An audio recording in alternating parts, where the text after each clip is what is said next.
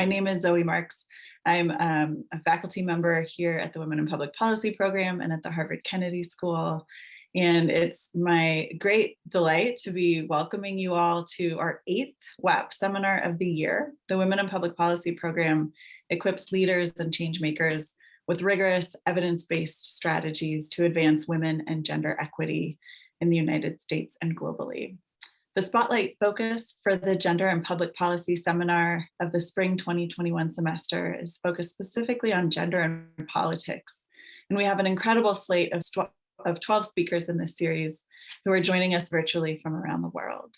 Today, I am really excited that we have Professor Reyes Householder presenting her research on how women win the presidency. Catherine Reyes Householder is the assistant professor at the Instituto de Ciencia Política de Pontificia Universidad Católica de Chile. Should have remembered the Spanish was coming up. And her current project is a big book project that examines the causes of female presidents and also the consequences of female presidents. Her research on gender and the presidency has been published in top journals in political science, including Comparative Politics, Political Research Quarterly, Electoral Studies, Latin American Politics and Society, the Journal of Politics in Latin America, and Revista de Ciencia Política. Her dissertation, Presidentas, Power and Pro-Women Change, won the 2017 Best Dissertation in Women in Politics at the American Political Science Association. Professor Reyes Householder is currently writing a book, as I mentioned, on how women win presidential elections in Latin America. So before I hand it over, I also want to give a very warm welcome to WAP's podcast community. We have had over 60,000, almost 60,000 downloads in the seminar series here at the Women in Public Policy program. And we're so pleased to have a lasting and broad-reaching impact beyond those who are able to join us for the virtual seminar today. Our speaker will present for about 40-45 minutes, and then we'll have 15 minutes of discussion time at the end from the audience. So please hold your questions until the presentation has concluded. But when you're ready to ask the questions, I'll be handing it over to my dear friend and colleague, Katie Onberg, who will invite questions both through the raise hand function and through the chat. So if you need time, you've got 45 minutes to figure out where the raise hand and chat functions are on your version of the Zoom interface. We ask that when you do ask your questions that you make sure that they are questions and they're on topic and that they're directly related to our presenters' research. So without further ado, Catherine, welcome. We're so excited to hear more about this project, and thank you very much for joining us, and thank you to all in the audience for spending your Thursday lunch hour with us. Great. Thank you for the introduction. Now I'll share my slides. Thank you for that very nice introduction, and obviously for the invitation to talk a little bit about this project. So this is a large book project on how women win the presidency, particularly in Latin America. So I very much thank you for any comments and questions you may have at the end. So I want to start by setting this research question of how women win the presidency in this broader global context of gender inequalities in chief executive offices worldwide. So to date, 54 countries have reached an important milestone in electing a female chief executive. So this figure is, you can call it a listogram, and it indicates the chronological order in which these 54 countries have achieved this milestone. Meaning that they held democratic electoral processes that resulted in the election either of a female president, which is indicated by these blue colors, or a female prime minister, which is indicated by these greens. So dark blue corresponds to pure presidentialist regimes, such as that of the United States and Latin America, all of Latin America. Dark green corresponds to parliamentarian regimes, such as the UK. And then these countries that are either light green or light blue those are countries where you have presidents sharing chief executive power with prime ministers, for example, in semi-presidentialist regimes, for example, in France. And countries that are in bold are G20 countries, just to give you a sense of the economic power of some of these countries that have reached this milestone. So for this talk, there's two main takeaways from this listogram. First, even though presidentialism is the most common form of democracy today, so a majority of democracies today have presidents, it's harder for women to become presidents than prime ministers worldwide throughout time.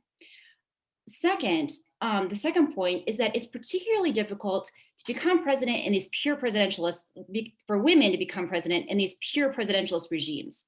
Again, United States, Latin America, where you have the president acting as the head of state and the head of government at the same time. So we know that presidents throughout the world wield variable power, but their power collectively is enormous. The usual and most legitimate way to become president is via elections. Snapshot of 2020, 6% of elected presidents are women, okay? So, gender equalities in the presidency is one of the most egregious power inequalities in contemporary democracies today. So how do women do this? How do women win presidential elections? So this is the agenda of the talk. First, I'm going to lay out 3 reasons why Latin America is the best region in the world to study how women win the presidency. Second, I'm going to go into the theoretical component of the talk, laying out this theory of how women do this via incumbent parties. The third part is going into the research design of the larger book project, particularly the case study part. And I'll talk about why I chose these 3 female presidential candidates in Latin America who were nominated by incumbent parties. 2 of them women, Michelle Bachelet in Chile and Dilma Rousseff in Brazil, win. 1 of the women nominated by the incumbent party loses. And I will talk about how these cases provide evidence, illustrate different parts of this theory of female presidential victories via incumbent parties. So why Latin America? First reason goes back to this listogram, okay? So it's statistically more difficult for women to become presidents, particularly in pure presidentialist regimes. So there's only 9 pure presidentialist countries that have elected female presidents. 6 of them are in Latin America. So Nicaragua, Panama, Chile, Argentina, Costa Rica, and Brazil, okay? So Latin America immediately presents us with this puzzle. How is it that women come to win these elections when the odds are so much against their favor? The second reason to study Latin America relates to this high concentration of democratically held presidential elections. So this is a map of the world from 1990 to 2020, the number of presidential elections democratically held in these different countries. Okay, so white countries can be either parliamentary regimes where they don't have presidential elections, Canada, Australia, or they could be non-democratic regimes, Russia, China, for example. So the highest number of the maximum number that a country during this period of presidential elections held is 8. That is sort of dependent on how long the presidential mandates are. So in countries with just 4-year long presidential mandates can have more elections than presidents with 6-year mandates. The main point is that you see immediately from the map that is, the United States and Latin America, where you have this high concentration of democratically held presidential elections. You also see quite a few in Eastern Europe with these semi-presidentialist regimes. During the 1990s, there's still a little bit more instability in this region. Western Europe is mostly parliamentarian. You see France stick out there, and Portugal is semi-presidentialist regimes. The overriding point is there's more to observe in Latin America in terms of presidential elections. There's consistent presidential elections over this 30-year period. Okay, same map with purple dots. So the small purple dots indicates a female presidential victory. The bigger purple dots indicate 2 female presidential victories. So third reason to study Latin America is related to the fact that they have elected female presidents 9 times since 1990. Okay, so we have women winning once in Nicaragua, Costa Rica, Nicaragua, Panama, Costa Rica. Women winning twice in Chile, the same woman winning twice in Chile, Argentina, Brazil. We also see quite a bit of action in Eastern Europe, which is during a more recent period, past 5 years mostly, where we see women winning in Eastern Europe as well. The point here is not that Latin America elected so many more women than the rest of the world. Rather, the point is that during this period, women win at a 6% rate, which is actually similar to the rest of the world. That's helpful in the sense of thinking of if we develop a theory from Latin America, based on Latin America, maybe there's more possibilities for generalization at the same time. So having justified why it's important to study how women win the presidency democratically and why Latin America is the best region in the world to conduct such a study, I'm going to move on to the theory part of this talk. So how do women win the presidency? So no work to date tackles this question head on, but there's an emerging comparative literature on women in executive politics that would first suggest, okay, maybe this has to do with supply. So supply side explanations argue that in countries that have more women with national level political experience, maybe they will have a greater probability of electing female presidents as well.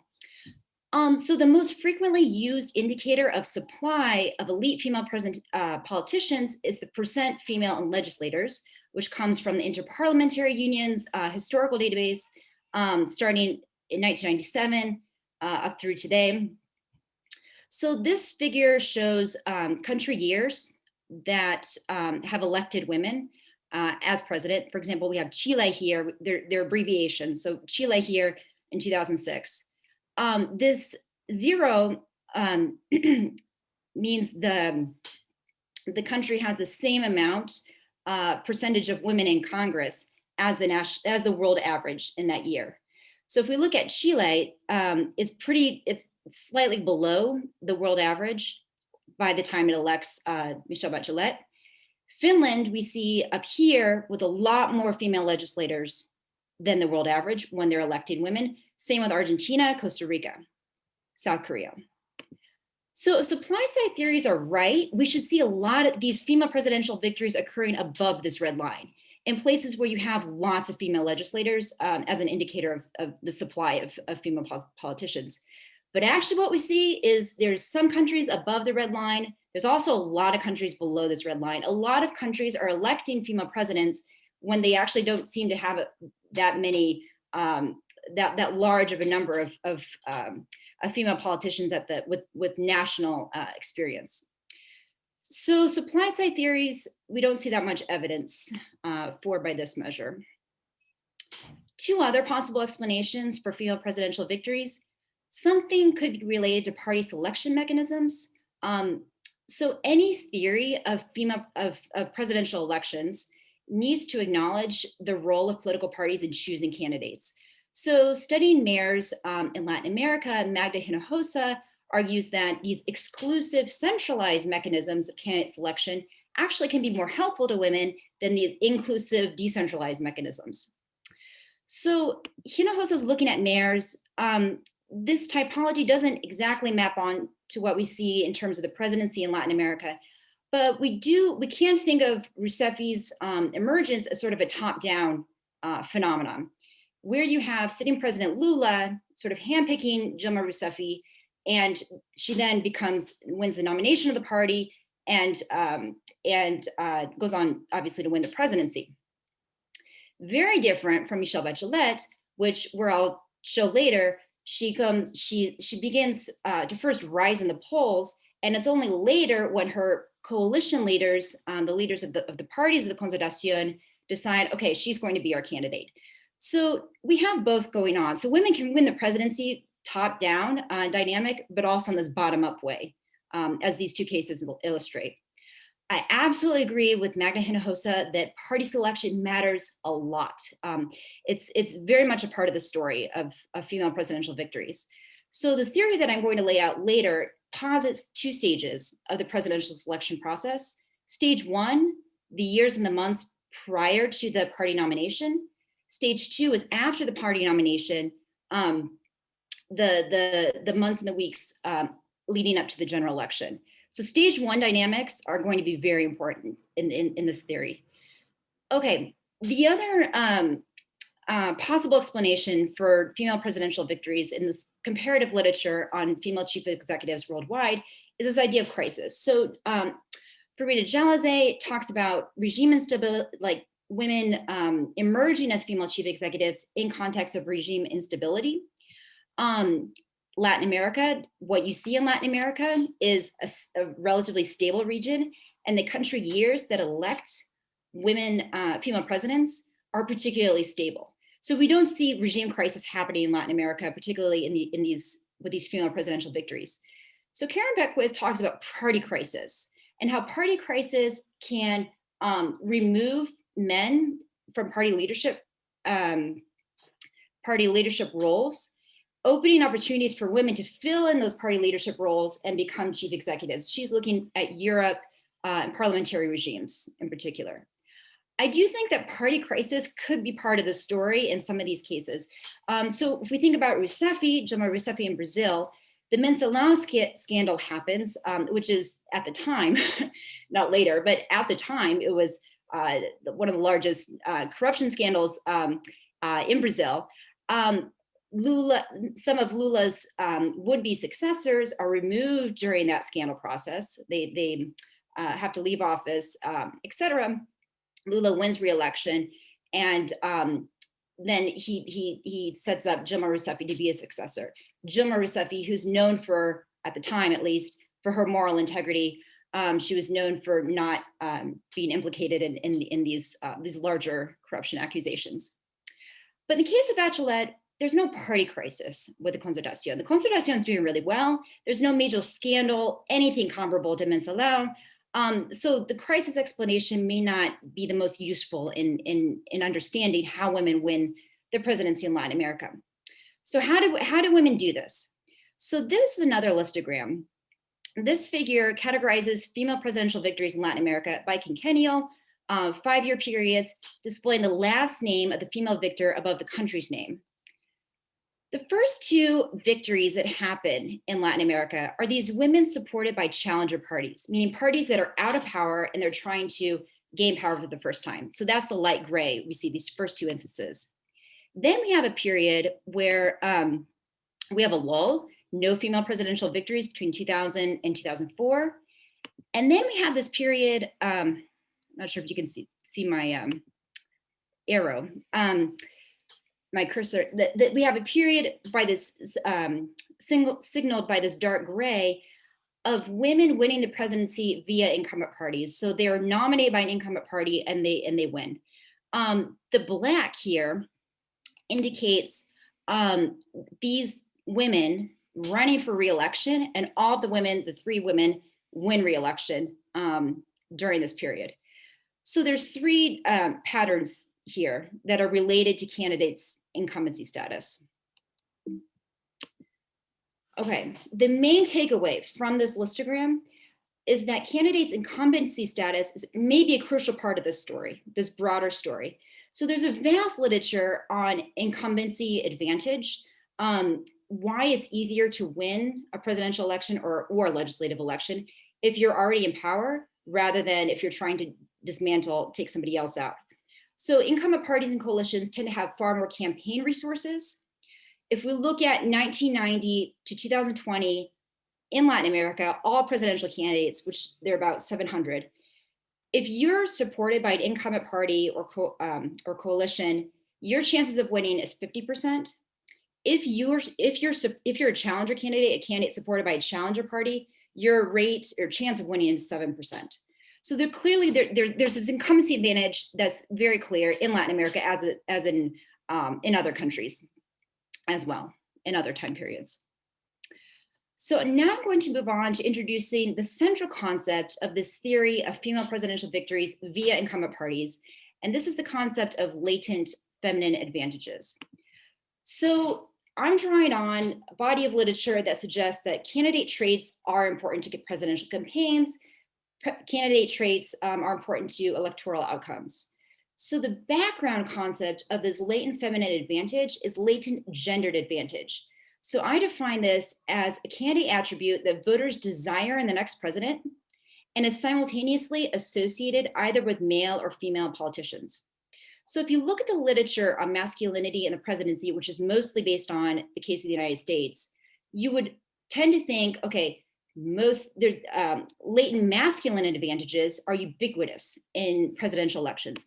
And I agree that latent masculine advantages are much more prevalent and tend to predominate in most electoral cycles. However, there's an enormous literature on gender stereotypes that suggests that women's historical marginalization in politics and ideas about maternalism can help create and sustain potentially advantageous stereotypes concerning women in politics. So what are they? What are these latent feminine advantages? Novelty, alternative forms of feminine leadership, moral integrity. So there's a lot of literature suggesting that due to women's historical status as political outsiders, they're associated with a better ability to symbolize novelty and to bring about political change. Second, female politicians are often associated with alternative forms of leadership. These can include, this is sort of a capacious term, but they can include empathetic, horizontal ways of achieving consensus, making it and executing plans, greater attention to compassion issues, as well as more democratic and modern leadership. Third, there's a huge literature in women in politics suggesting that women in politics are associated with greater moral integrity due to their outsider status and these cultural ideas related to maternalism. So the key point here is that latent feminine advantages may become salient and coalesce in certain electoral cycles. And this happens when citizens are thought to value novelty, alternative forms of feminine leadership, and/or moral integrity in their next president. So as I mentioned before, the theory is divided into two different stages. The first stage is the years and the months prior to the party nomination decision. Stage two is the months and the weeks after the party nomination up until the day of the election. The first variable in the model is this alignment of parties' goals with latent feminine advantages. So the selectors of parties' candidates, that is the individuals or groups who ultimately decide who the party will nominate for president, those selectors can vary across countries and across presidential cycles. Parties' candidate selectors could be these party militants who vote in primaries, or you could have a sitting president who uses his or her informal power over their party to sort of impose their will on who they think the candidate should be. The main point is that these parties' selectors become relatively more likely to break with tradition and nominate women when they perceive their goals as aligned with the need to convey novelty, feminine leadership, and/or moral integrity in order to win the next election. So the question that emerges is then why might incumbent parties be more likely than challenger parties to seek to convey novelty, feminine leadership, and moral integrity? So first, in-party status, I argue, means that incumbent parties are more likely than challenger parties to perceive a need to justify their continued grip on presidential power.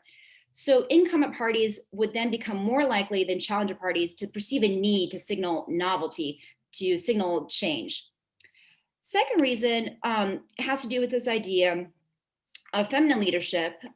So incumbent parties are more likely than challenger parties, I argue, to be viewed as entrenched, uninterested with citizens' concerns, distant from citizens' concerns, unconcerned with people like me, okay? So incumbent parties, due to their in-party status, may have greater incentives or to perceive greater needs to sort of signal this empathetic, more horizontal, alternative forms of leadership. Finally, in-power status provides parties with greater opportunities for corruption.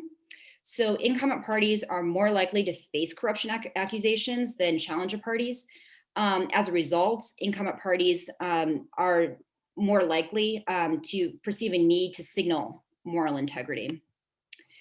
But just because incumbent parties' goals align with latent feminine advantages does not guarantee that the party will nominate a woman. So the second variable here is candidate performance on feminine advantages. And this suggests that candidates' agency matters. So it matters how well a particular candidate can credibly convey novelty, feminine leadership, moral integrity. So this variable, candidate performance on feminine advantages, clarifies why it would be that even though an incumbent party's goals align with latent feminine advantages, they may still go for a man in that election. It also clarifies why a party would pick a particular female over a different female when in these contexts, when the party perceives its goals as aligned with the latent feminine advantages. So we can explain female versus female competition with this variable as well.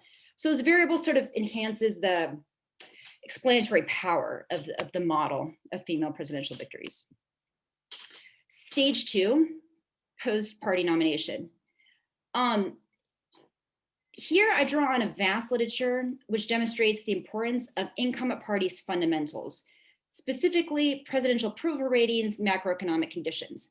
So many times you can conceptualize these kinds of elections where you have an incumbent candidate versus various challenger candidates as a referendum on the incumbent party or in the candidate's party. So referencing this literature, I argue that female and male candidates supported by incumbent parties are affected by these fundamentals. Many times these fundamentals are out of the control of the candidates supported by the incumbent parties, which is important to remember. There's, to some degree, this can be viewed as exogenous. Finally, candidate performance on latent feminine advantages will matter in stage 2 in similar ways as in stage 1. So in stage 2, the party nomination, the post-nomination period, will matter again how well the candidates credibly convey these traits. The model also suggests that, for example, if a female candidate, female nominees' moral integrity is effectively attacked during the second stage, then her chances of winning would also indeed be diminished. So the story is not just about fundamentals. I think the case of Hillary Clinton in the 2016 race could illustrate this point of when women's moral integrity or their other expectations related to stereotypes about women in politics are attacked, then that can have a disproportionate effect on them and can really affect the probability of victory. Okay, now I'm going to move on to the research design and the more empirical components of this talk, starting with the discussion of the case selection. So this project includes a statistical analysis of presidential candidates 1990 all the way to 2020. But here, I'm just going to focus on the case selection, the in-depth cases that are examined in the book manuscript. So the purpose of these case studies is to leverage sort of diverse data to illustrate or to achieve 2 objectives. To illustrate how these parties' goals can overlap with latent feminine advantages in the years prior to the emergence of these women, and also to capture these candidates' performance, women versus men, women versus women, et cetera, during both stage 1 and stage 2. So this table shows all female candidates nominated by incumbent parties in this 15-year period, this post-2005 period. And something that you'll immediately notice, especially the Latin Americanists in the audience, is that all of the center and center-left candidates win, except for one, Balbina Herrera in Panama. She loses. Panama had already elected a female president in 1999. And so Balbina Herrera was vying to become a second female president in that country. And so you notice the center and center-left candidates win, the conservative candidates lose. So I don't interpret, the ideological trend is clear here, but I don't interpret it in terms of causality. Instead, this is sort of a background feature of the historical context in the region. So remember Hugo Chavez's election, 1998, sort of starts out this, the left turn in Latin America. Women's presidential victories start occurring sort of in the middle of this left turn and then towards the end. So this does happen, this ideological trend, but it's not a cause of these victories. Rather than ideology, I do appeal to fundamentals, and this is an easy thing just to see in a table real quickly. A main indicator of these fundamentals is presidential approval ratings. So all the female candidates nominated by incumbent parties where the president had presidential approval ratings above 54%, all of those women win. And if the sitting president had presidential approval ratings below 54%, those women lose. So this, I think, is more theoretically relevant than these ideological trends. So I selected 2 female victors nominated by incumbent parties, Bachelet and Rousseff, and one woman who ended up second, who was nominated by incumbent party and finished second, Blanca Villar. Okay, so why Bachelet Rousseff? So I maintain that Bachelet and Rousseff constitute these most different cases in 2 important ways that I alluded to before. Bachelet bottom-up emergence, Rousseff a top-down emergence. Bachelet no crisis, Rousseff yes, we have a crisis in the years before she emerges. Bachelet and Rousseff's political context differed a little bit in terms of the latent advantages that were really salient, or the ways in which these particular qualities were important in explaining their emergence. So both women, I argue, tapped into this first female framing, becoming the first female president, tapped into this idea of associating women with novelty and change. Bachelet, to a much greater extent than Rousseff, embodies this stereotypically feminine leadership in terms of democratic, horizontal, dialogue-oriented leadership. Rousseff, in contrast, is actually more associated with masculine, stereotypically masculine leadership styles. During the campaign, she assumes this maternalist framing of her candidacy in order to try to conform, right, to expectations of female leaders.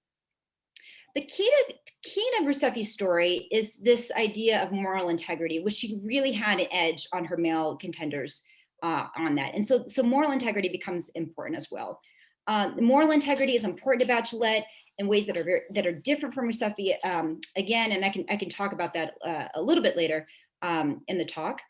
The point is that women can emerge tapping into at times the same latent feminine advantages and at times different and in different ways, which is interesting. So what about Ovillard? So Ovillard, also a little bit differently from Bachelet and Rousseff, emerging in Paraguay, tapping into this idea of women leaders representing modernization. So that was an important part of her framing of her candidacy as well. Much of Ovillard's inability to win in the presidency has to do with fundamentals. There also is the very interesting thing that happens in Paraguay in the sense that Blanca Villard, in order to win the nomination, she taps into these latent feminine advantages, and then she comes up against the challenger candidate who's a male, and he happens to be a priest. So Fernando Lugo is a priest, and he uses his identity as a priest to convey novelty, empathetic leadership, and moral integrity. So this reminds us that male candidates can use different aspects of their identity to outperform women on latent feminine advantages. Okay, so again, this illustrates the importance of candidate performance on these traits. Sometimes men will win incredibly convey these traits using different aspects of their identity.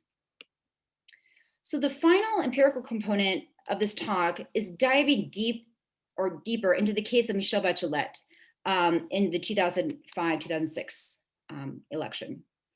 So many single case studies have looked at this presidential election, and most of them have boiled down to the question of how could Chile, known for its patriarchal authoritarian history and social conservatism, how could this country elect a single mother to the presidency?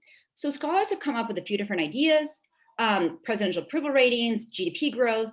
I argue that is important. That's why we have this fundamentals variable, but victory was not inevitable, is my stance on that, okay?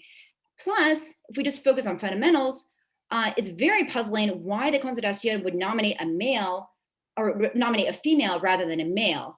When things are going well, normally men fight even more intensely over a party nomination, making it even less likely for women to access the position as the party's nominee. So there's a lot going on in stage one that the fundamentals account just doesn't talk about. So a lot of people have mentioned, Bachelet's so charismatic, and that explains her election. So surveys at the time did indicate that she was consistently viewed as the nicest candidate. And you might consider niceness as a measure of charisma. The same surveys, though, show that Chileans didn't necessarily want a nice president. And so if you looked at the traits that they desired in their next president, nice was like the last one, the least important trait. So I argue is, in this project, she tapped into these, she credibly conveyed novelty, feminine leadership, moral integrity, and that's how she emerged. Other accounts talk about the way that she mobilized female voters on the basis of gender identity, which I do agree happened. But to win, you also have to mobilize men. And so that account doesn't give us a full picture of how she won the presidency.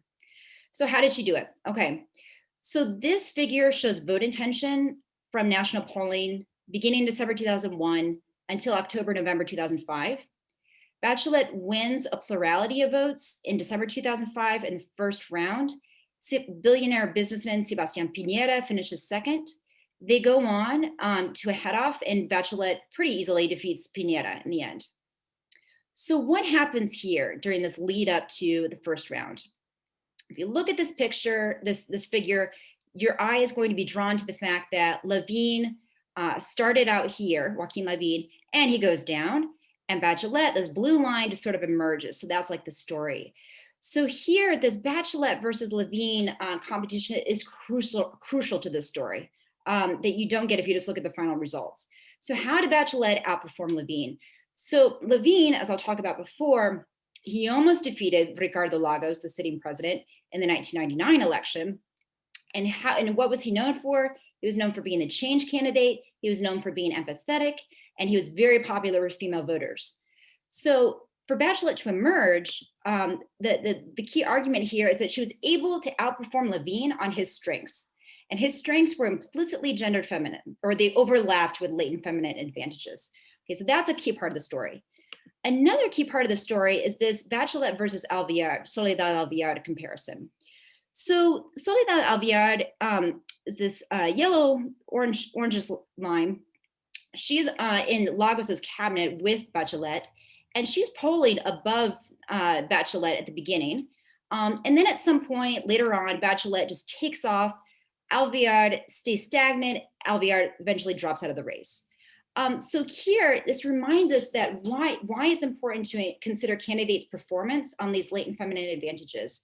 So the argument here is that Bachelet was able to better perform, particularly feminine leadership, this empathetic, compassionate leadership than Soledad Alvear, who represented a little bit more traditional style leadership and also to some degree traditional gender values. Bachelet versus Piñera. So Piñera jumps into the race late. He's the other, Lavín's conservative, Piñera's conservative. And Piñera never really poses an enormous threat to Bachelet's dominance in the polls. But it is relevant because Lavín sort of had the stereotypically feminine leadership qualities. Piñera is the opposite. Piñera goes, very traditional masculine presidentiality is Piñera's goal. In this context of latent feminine advantages, who wins, right? The candidate who's best able to embody these traits that Chileans desire in their next president. Okay, I'm going to skip over this real quickly, some of the evidence, and I'll just go to the, because I think 5 minutes. Okay, so I'll show you just some of the survey data. and which gives sort of this helps sustain this idea that candidate performance on feminine advantages mattered in this. So what traits do you consider to be the most important for president? This question was asked in 2 different surveys prior to the Constitución nomination of Bachelet. And the respondents had to answer 2, had to pick 2. And so the top trait, is this honesty and trustworthiness, which overlaps, right, with this latent feminine advantage of moral integrity. And that continues to be important in the next survey. The second most important trait for the next president is concern for real problems of this country, which overlaps with this idea of empathetic leadership, being able to understand citizens' concerns, latent feminine advantage of feminine leadership. And the last trait of these top 3 is preparation to be president, which constitutes latent masculine advantage here. So there is a mix. It's not as if the only thing that Chileans desired were these feminine traits. They also wanted some of these traditionally masculine traits as well. So how did Bachelet, Alvear, Lavín perform on these traits? So the CEP study asked this question once in December 2004. So please tell me whether these attributes, best characterize Joaquín Lavín or Soledad Alvear. So here, this indicates how much Soledad Alvear outperformed Lavín on these traits. And then they asked a different question, how would you characterize these traits, comparing Lavín and Michelle Bachelet? And this is Michelle Bachelet's edge on Lavín on these traits. So overall, the 2 women are outperforming Lavín, and Bachelet seems to do so to a greater extent than Alvear on these, according to this survey question. Okay. So the last piece of evidence, I'm just going to, I skipped over some of the historical stuff, but the last piece of evidence of my interpretation of Bachelet's victory in the book Manuscripts Theory refers to presidential campaign advertisements. So I maintain that these advertisements are often designed to emphasize the candidate's perceived strengths. So Bachelet had this Estoy Contigo campaign jingle, which I translated here, showing, and what I wanted to point out here is the way that they used certain phrases, certain terminology to sort of evoke this feminine type of presidentiality or this feminine type of leadership in their next president, focusing on if I hear you, I hear my voice is felt and heard by Bachelet. People truly participate, would truly participate under a Bachelet presidency, talking about women's strength. It's very much an emotional feeling, citizen president connection message that's being transmitted here. So I have a video clip, 1 minute, and I want to call your attention to the fact that you'll see Chilean citizens filmed in this campaign advertisement wearing a presidential sash, which is like this red, white, and blue sash, symbolizing the idea that if Bachelet became president, everyone will become president. And I also want you to pay attention to the last few seconds of the video, where Bachelet is standing in front of La Moneda Presidential Palace in Santiago, and she's hugging people, she's smiling, she looks compassionate, empathetic, totally in tune with all the citizens there, discursively linking the Chilean presidency with these stereotypically feminine leadership traits. Okay, so I'll let you watch that. Tengo fe, tengo confianza, tengo sueños que se pueden realizar. Tengo ganas de creer en un Chile con rostro de mujer, un país que crece libre y solidario. Es el sueño de un nuevo amanecer. Y lo creo porque sé lo que has vivido. Sin rencores te has vuelto a levantar.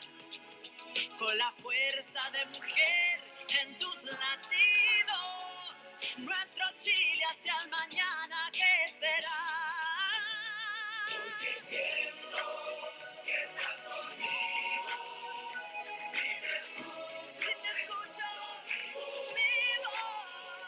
Porque Chile está contigo. Yo estoy contigo, yo estoy contigo.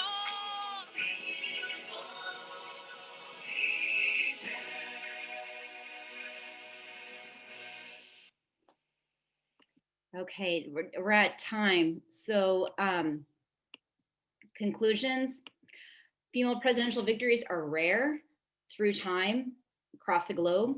Latin America is the best region to study this phenomenon. Victories in Latin America appear related to this incumbency status. So fundamentals matter, but what also matters is candidates' agency and candidates' ability to leverage their gender identities to their advantage, to their electoral advantage. Thank you for any comments, questions.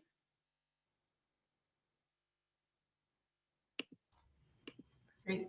Thank you so much for that. If anyone has any questions at this point, I encourage you to go down to the participants tab and click the little blue raise hand icon, and I can unmute you that way. Also, if for any reason you don't want to be unmuted, feel free to share it in the chat and I can read our question out loud to our speaker. All right, and I see Jiang has her hand raised. I'm going to ask to unmute you now. Hi, thank you so much for that really intriguing and very, very stimulating presentation. So my question, one of which you did touch on at the end about presidential campaigning, just I wondered if you thought about or looked at directly within your model the effect of the electoral rules. So like having runoff versus a single, single run plurality rule, because I know you had Paraguay in there. And then also kind of like, do you think there's at all any impact of the timing of presidential campaign that's allowed? So because like Latin America obviously has shorter campaign times, right, than say like the US, where albeit controversial about whether campaigning matters or not as to the extent that it might in Latin America. So I was just wondering those two variables, if you can talk a little bit about it. Thanks.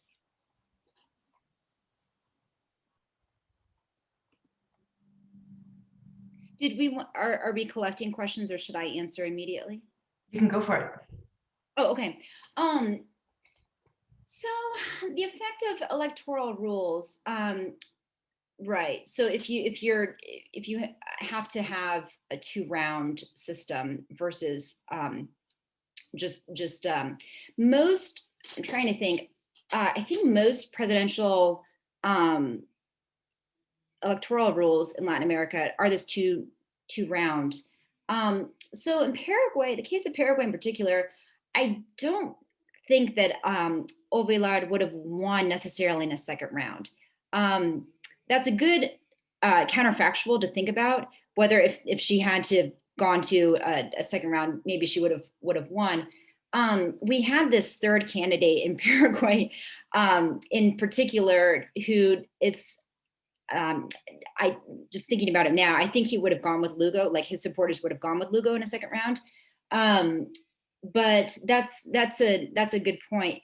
I'd have to think of how the electoral rules in that sense could be gendered. So only allowing 1 round versus allowing 2 rounds. So thinking about the United States, right, we don't have a second round, and could that have affected outcomes in the United States? I'm not sure. I'll think about that. The other thing is the time, the amount of presidential campaigning as allowed. So, right, I guess when you think of the US, you think of presidential campaigns happening all the time. It's like we never live without some kind of informal, is that where you were going? And No, I was just thinking about like some of the work that like Scott Despacato's been doing in Brazil and I mean Mexico and other countries in Latin America, but sort of this general pattern of seeing, having shorter campaign, and particularly his focus, I think, is on negative campaigning and the positive effect that can have on the winnability of a candidate. So kind of working backwards, does a party, within their nomination process, sort of, think down the tree, given the rules and the short time horizon, and then how does that, you know, work off of these female candidates that they deem to be winnable, right? So I don't know, that's a little bit complicated chain of thinking, but that's where my head was. Right, right. Well, I think that there's this idea that it's maybe it's easier for women to become prime ministers because they don't have to do this national campaigning like to the extent that presidential candidates have to do. So there might be something related to the length of campaigns and how much resources you need to sustain campaigns that could be gendered in the sense of making it even harder for women to win when campaigns are extended and when they're expensive. There is certainly lots of literature on women in elections thinking about these campaign resources and the importance of that. I think the broader idea of what's really determinant, what really can help you with campaigning is getting an incumbent party behind you, because those incumbent parties, they have territorial resources. You got your name out much more easily. They have all these resources that are especially important for women. So I do think that campaign length matters, and could matter in the sense of resources and how women are generally more disadvantaged than men in accessing these campaign resources. Again, the main point is that incumbent parties can help women overcome that.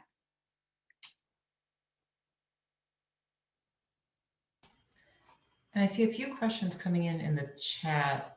Let's see what that one is. Okay, so the first one is around gendered expectations and sort of, but from Sylvia, around women candidates exhibiting these masculine traits and vice versa. I know you spoke a little bit about that with the priest, but if you could speak a little bit more on that, and what are the implications for women performing gendered expectations of a different gender, and what that does if they don't conform to those gendered expectations, and are they penalized for that electorally? Okay, so there's a large literature on double binds. So double binds the idea that the traits that you want in your politicians are linked to men.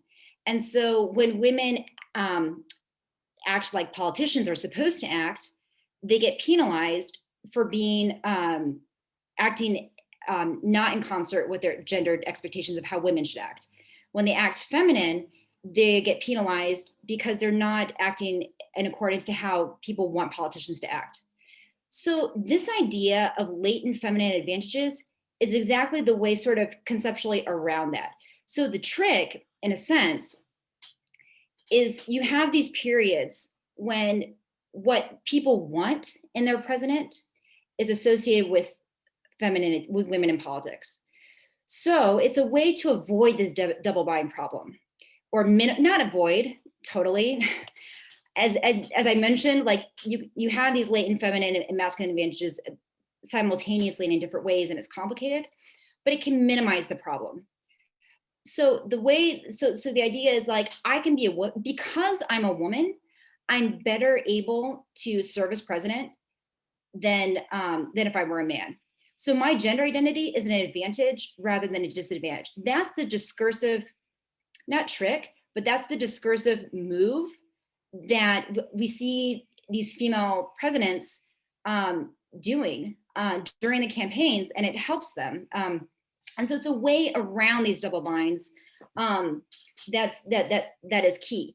Now, again, when we think about presidency and the history of male dominance in presidential elections worldwide, we can name a lot of men who claim successfully to be novel, who claim to successful and are successful in claiming to be change agents, who claim to feel your pain, who claim to be, you know, even like Trump, right? In his bid 2016 to clear out the swamp or whatever, to be more ethical than their competitors. So men have been doing this for a long time. So we have a history of men evoking these things. The point is that when women come into the equation, then women can tap into these stereotypes and essentially turn them into an advantage, which sometimes doesn't always work. But that's the way to avoid the disadvantages of women trying to always assimilate to masculine traits, which often doesn't work. Does that answer the question? Yeah, thanks. That's super helpful. We have another question in the chat going in kind of a different direction from Florence around this importance of being selected by the incumbent party. And so the question is, so it's helpful for them to be selected by the incumbent party, right? And do you have any insight or strategies that these female candidates used in order to become nominated by the incumbent party? So instead of looking at the general election, looking at that process within the party. Right. So a lot of theories of gender and executive politics suggest that it's harder for women to become leaders of parties or nominees of parties when the party looks like it's going to win, looks like it's well positioned to win an election, because men really want those posts. The prize becomes even more valuable. So that's why it's so puzzling, in a sense, to see these incumbent parties who are well positioned to win, to nominate women.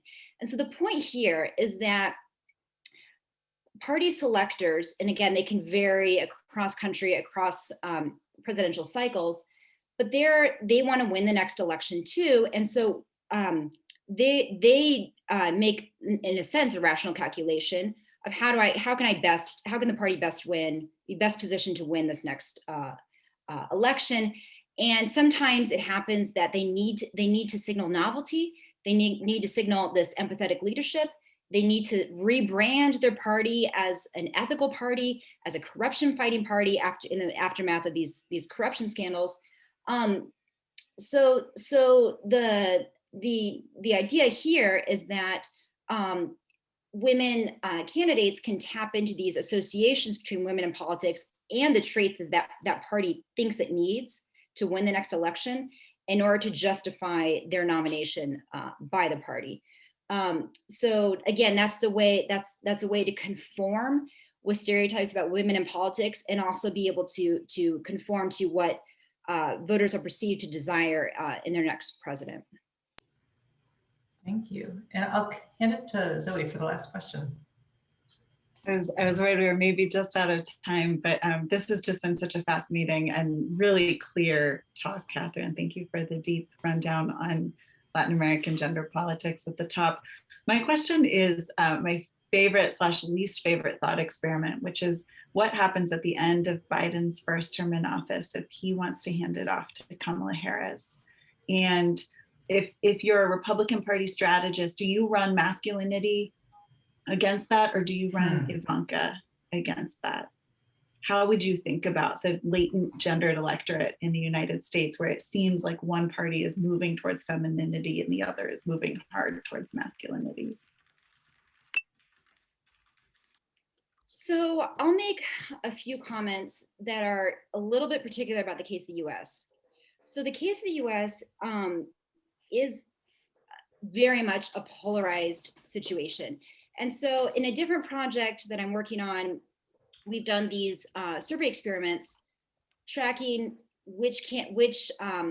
not only the impact of candidate sex, but which traits do American US citizens or voters or whatever associate with female presidential candidates, and what traits they associate with male presidential candidates, and whether they prefer masculine presidential candidates or feminine presidential candidates. So interestingly, in the case of the US, what you basically see is that Democrats prefer feminine presidential candidates, but they think that they're less viable. So, so the other variable of viability comes here. Republicans prefer the masculine presidential candidates, which is very consistent with other literature on the US. So in the US, because you have this very important primary process, the winning the Democratic nomination is very different from winning the full election. You do have a tension there in the sense that maybe what Democrats prefer is not what they think will win. We don't see that in the surveys with the Republicans. The Republicans seem to think that the masculine candidates are also the more viable candidates. So that complicates the picture in a sense. Latent feminine advantages may exist at the party level in certain electoral cycles, but they may not necessarily all help you win the entire election. I haven't dug really deep into the case of the US, but I do think there's parts of the theory that could map onto to certain things. Certain things in the case of the US. There's a lot of literature suggesting that the US presidency is particularly masculine, maybe even more so than other presidencies in different countries. Just because thinking of the US as its military power, the history of war heroes in the US, winning elections, there's some particularities with the case of the US as well.